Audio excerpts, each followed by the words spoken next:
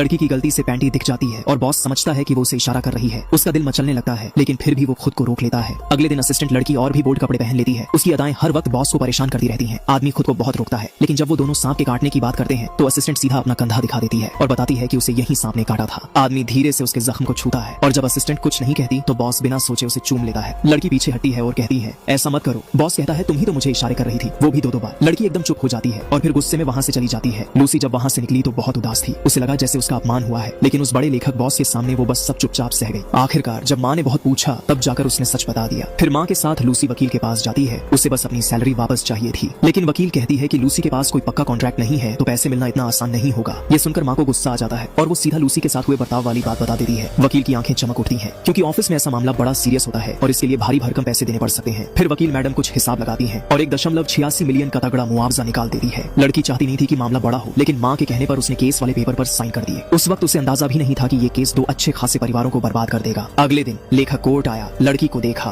कुछ बोले बिना चेक पर साइन किया और बस सीधा निकल जाता है। लूसी को यकीन ही नहीं हो रहा था कि लेखक इतना जल्दी मान गया और फिर जज की बात सुनकर तो वो और भी हैरान रह गई। असल में जब डिलीवरी वाला चिट्ठी लेकर आया तो लेखक घर पर नहीं था, तो उसकी बीवी ने चिट्ठी ले ली। लेकिन जब उसने चिट्ठी खोली और उसमें लिखी हुई सारी बात पढ़ ली तो औरत का दिल टूट गया। उसको लगा उसका पति उसे धोखा दे रहा है और डिप्रेशन में रहने वाली उसकी बीवी के लिए ये बहुत बड़ा झटका था। यहाँ तक कि जब बेटी नहा रही थी वो लूसी का नाम पुकार रही थी। माँ का दिमाग खराब हो गया था और उसने अपनी बेटी को डुबो दिया। फिर उसने नींद की गोलियां निकाली और खुदकुशी कर ली। जब लेखक घर लौटा उसकी बीवी जा चुकी थी। वो फौरन अपना फोन निकालता है, लेकिन तभी उसकी नजर टेबल पर रखे वकील के लेटर पर पड़ती है और उसे सब समझ आ जाता है। वो अपनी बेटी को आवाज लगाता है, लेकिन कोई जवाब नहीं मिलता। जब वो बाथरूम पहुंचता है तो बस बेटी की ठंडी लाश मिलती है। उस पल उसका दिल पछतावे और गुस्से से भर जाता है। जब लूसी को ये सब पता चला तो उसे बहुत बुरा लगा और वो खुद को माफ नहीं कर पा रही थी। पिता अपनी बेटी को रोज रोते देख परेशान हो जाते हैं तो वो पूरे परिवार को समंदर किनारे घुमाने ले जाते हैं। घर वालों की मदद से लूसी धीरे धीरे अपने गम से बाहर आने लगती है, लेकिन जब लूसी पानी भरने जाती है तो उसे दूर से वही लेखक दिखता है। ये देखकर उसके मन में अजीब सी बेचैनी हो जाती है तो वो चुपचाप उसके पीछे चल पड़ती है। वो देखती है कि आदमी एक लकड़ी की झोपड़ी में जाता है तो वो भी उसके पीछे चली जाती है, लेकिन जब वो झोपड़ी में पहुंचती है तो वहाँ कोई नहीं होता। लूसी को लगता है ये कोई इत्तेफाक नहीं है, तो रात के खाने पर वो ये बात घर वालों को बताती है, लेकिन सबको लगता है कि उसे कोई वहम हो गया है तो कोई ध्यान नहीं देता। कुछ दिनों बाद उसका बड़ा भाई समुद्र तट पर मरा मिला। लोग वहाँ जमा हो गए और वो लेखक भी भीड़ में खड़ा था। लड़की को लगा कि ये सब उसकी वजह से हुआ है, पर जब उसने दोबारा देखा तो लेखक गायब हो गया था, कोई सबूत नहीं था। तो आखिर में सबने कहा कि बड़े भाई की मौत बस एक हादसा थी। अंतिम संस्कार में लूसी को बहुत पछतावा हुआ। उसे लगा कि ये लेखक का बदला है, तो उसने माफी मांगते हुए एक चिट्ठी लिख दी, पर कोई जवाब नहीं मिला। एक दिन अचानक लूसी टीवी पर उस लेखक को देखती है और मजे की बात यह है कि उसकी नई किताब तो जैसे लूसी के लिए ही लिखी गई हो। जब रिपोर्टर ने उससे पूछा कि उसने अपनी स्टाइल क्यों बदल ली तो लेखक ने हंसते हुए कहा, मुझे तो एक देवी से आइडिया मिला था। उस पर लूसी के तो होश उड़ गए और वो तुरंत मम्मी पापा को फोन लगाने लगी। फोन तो दूसरे भाई ने उठाया। दूसरे भाई ने बताया कि मम्मी पापा ने गलती से जहरीले मशरूम खा लिए हैं और वो लोग अभी अस्पताल जा रहे हैं। लूसी जब पहुंची तब तक पापा की सांसें बंद हो चुकी थी और मम्मी का लिवर खराब हो गया था। इससे लूसी को जबरदस्त झटका लगा। उसे शक था कि ये सब लेखक ने किया है, क्योंकि उसने ही उसे बताया था कि जहरीले मशरूम कैसे पहचानते हैं और उनके घर के बारे में भी बताया था। लेकिन दूसरे भाई को लगा कि लूसी बस ज्यादा दुखी होकर उल्टा सीधा बोल रही है। लेकिन कुछ ही दिन बाद दूसरे भाई के साथ भी गड़बड़ हो गई। वो चाबी निकालकर बस कार से उतरने ही वाला था कि अचानक एक हटा कटा आदमी आ गया और बिना कुछ पूछे उसे पीटने लगा। पुलिस के आने तक दूसरे भाई की सांसें बंद हो चुकी थी। पुलिस ने लूसी को बताया कि आरोपी पकड़ा जा चुका है। उसके बयान से पता चला कि लूसी के दूसरे भाई का उसकी बीवी से चक्कर चल रहा था और आरोपी को कई बार गुमनाम चिट्ठियां मिली थी। अजीब बात यह थी कि आरोपी पहले से ही कातिल था, लेकिन उसे जेल से भागना आता ही नहीं था। लूसी तो पूरी तरह हैरान रह गई। वो अपने दूसरे भाई को बहुत अच्छे से जानती थी,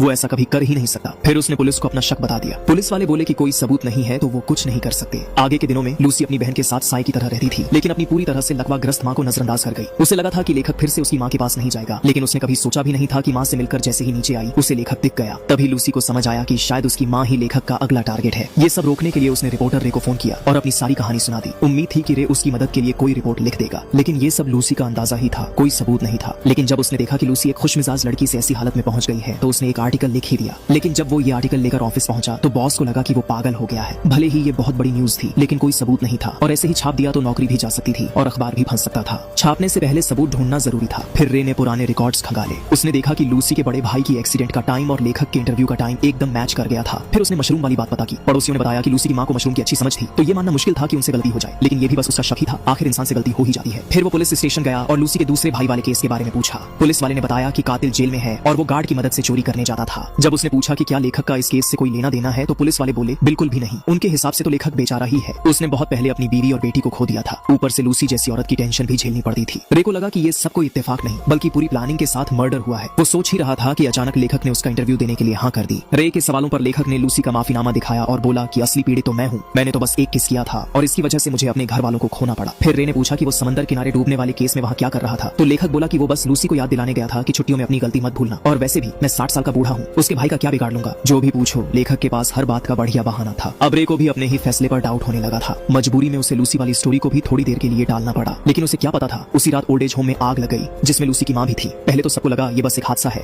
लेकिन जब पुलिस को आग लगाने वाले के बैग से उसी लेखक की बेस्ट सेलर किताब मिली, तब जाकर रे को लूसी की सारी बातें सच लगने लगी। उसने पूरी रात जाकर एक आर्टिकल लिख डाला, लेकिन जैसे ही पब्लिश करने वाला था, बॉस ने उसे निकाल दिया। वजह बस इतनी थी कि उसने 10 साल पहले उस लेखक के बारे में कुछ उल्टा सीधा लिख दिया था। उधर लूसी का दिमाग तो और भी ज्यादा उलझ गया था। हालत ये हो गई थी कि उसे दवाओं का सहारा लेना पड़ रहा था। सबसे बड़ा झटका तो उसे तब लगा जब पता चला कि उसकी छोटी बहन तो उसी लेखक की फैन है। लूसी को लगा कि अब उसकी बहन ही लेखक का अगला टारगेट है। अपनी बहन को बचाने के लिए उसने सोचा खुद ही लेखक से बात कर लेती हूँ। तब रे की मदद से वो लेखक की नई किताब की लॉन्च पार्टी में घुस गई। लूसी ने कहा कि उसने लेखक का दर्द समझ लिया है और उसे उसकी सजा भी मिल गई है। उसने लेखक से कहा कि ये सब खत्म कर दो, तो लेखक बोला जैसे सब कुछ तुमसे शुरू हुआ वैसे ही तुम्हें ही खत्म करना पड़ेगा। लूसी लेखक का मतलब समझ गई और जब उसे यकीन हो गया कि उसकी बहन को कुछ नहीं होगा तो वो पलटकर नीचे कूद गई। अगले दिन रे लूसी के फ्यूनरल में गया और वहाँ उसकी मुलाकात लेखक से हो गई। ये तो साफ था कि छोटी बहन को भी उस लेखक में दिलचस्पी हो गई थी। आखिर दोनों की कहानी थोड़ी मिलती जुलती थी। रे ने गुस्से में उसे जानवर तक कह दिया, लेकिन लेखक ने बस इतना बोला कि संभल के रहना, कहीं लूसी जैसी गलती मत कर बैठना। आखिर में रे की आंखों के सामने ही वो लूसी की छोटी बहन का हाथ पकड़कर बड़े स्टाइल में निकल गया।